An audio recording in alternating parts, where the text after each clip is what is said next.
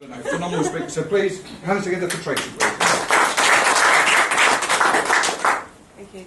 Time to spill the water. Okay. Okay, so today, 10 minutes seems like a really short amount of time. Once I get started, I do like the sound of my own voice, so I will absolutely try and get everything in the 10 minutes, which obviously Julie will make sure I do. Bigger, Brighter, Bolder. So I think everybody knows now that we're a coaching and development company. We specialise in confidence for adults and teenagers, and the teenage side of the business is growing significantly. We have a mission.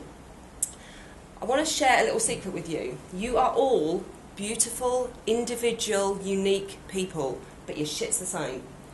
Everybody's shit is exactly the same. All the people that come through our doors, it is the same stuff. And what's interesting about it is we keep repeating it. We keep telling ourselves the same stuff. We have all these self-imposed limitations. We've got these... Interesting.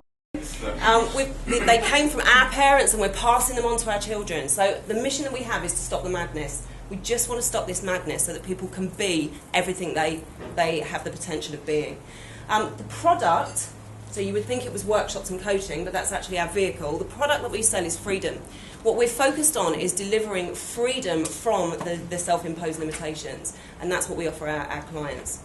I just want to tackle what is coaching for people who don't know. Most of you will know what coaching is, but there's a lot of controversy around coaching, and there's a lot of stigma around coaching as well, because it's linked to counselling. Coaching is not counselling. Coaching is not about focusing on your past and delving into your past and healing your past. Coaching is about dealing with what the issues are today, where you want to be, and closing that gap. And it's just a conversation, so it's not a scary thing. So why confidence? There are actually two key reasons why we focus on confidence, and to kind of illustrate that, I just want to take you through my personal story. It'd be a little bit unfair to take you through George's, but my story. So this is my life, right? This is me and George. Right, these are George's twins, big part of our life. We see them every other weekend, absolutely adore them. They are a big part of our lives. They came here for one event for the people that were here. This is one of our dogs, George's Husky. This is the other one of our dogs, the Weimaraner. We've got chickens, apparently, and we've got rabbits. This is my life. I love my life. I've got the best job in the world. I absolutely love my life. I'm standing here right now. I'm pretty confident, but it wasn't always like that. You have no idea what it took for me to put that up there. This is me. Looks at it, a lot of photos. That's what it took. But it was George. I lived like a boy most of my life. This was me as a teenager, and I suffered with huge lack of confidence. It was a really tough time for me as a teenager, and sadly I took that into most of my adult life. So it's only really been recently that I've started to understand that it just doesn't have to be that way. The other key reason for me is confidence and self-esteem. There's a direct correlation between the amount of confidence and self-esteem you feel and what you believe you deserve from this life. Right? As business owners, what you believe you deserve from this life directly impacts how successful your business is going to be. So there is a huge correlation. So they're the two reasons why confidence is so important to us. I love this. This is Anne Nin, if you're familiar with her. I think she's a poet, artist.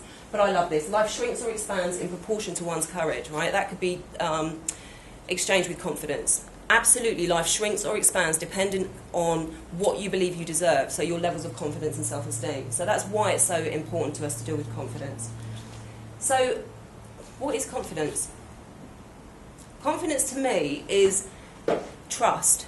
It's knowing that regardless of what happens, you'll be okay. It's not necessarily knowing that you're going to be the best at what you do. That's not what it's about. It's knowing that whatever happens, you'll deal with it, you'll manage it, you'll be okay. That's what confidence is. Fundamentally, it's about trust. And most of us, unfortunately, lack that. So what's lack of confidence? Lack of confidence is nothing more than a heightened sense of fear.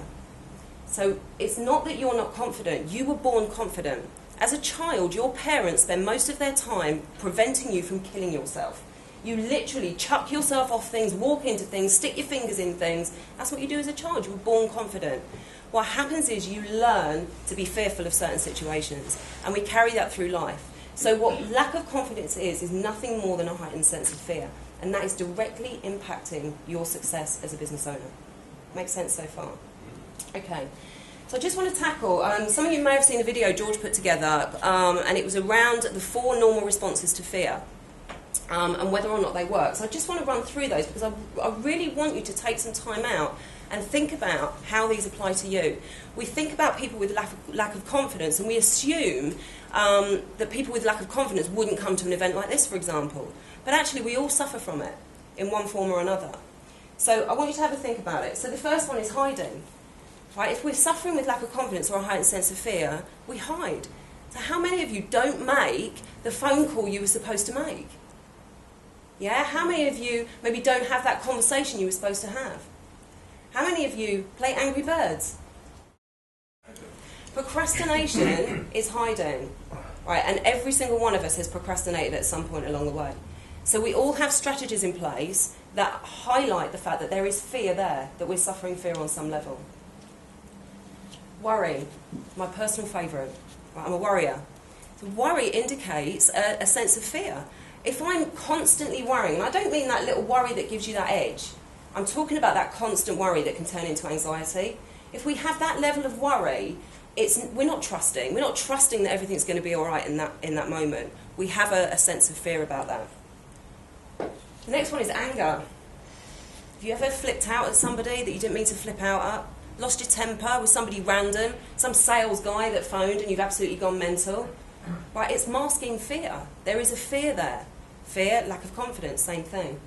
And the last one, which is my personal favourite, if you can see that, it's a little monkey with a lion's head on, and it's faking it. And I don't mean fake it till you make it, right? That's a strategy for taking you forward. I'm talking about being inauthentic. When we're being inauthentic, what we're telling ourselves consistently is we're not good enough. We're not good enough as we are, right? We all put these masks on, but we're telling ourselves we're not good enough as we are. Make sense? We're running an entire weekend, 2 days. The first day is absolutely to boost your levels of confidence, to allow you to drop some of that fear that you've been holding and step out into that next level to reach your full potential. So that's day 1. The second day then allows you to take that extra confidence and really dream. Really dream about your life, really dream about your business, and start to put plans together for that. So that's the whole weekend.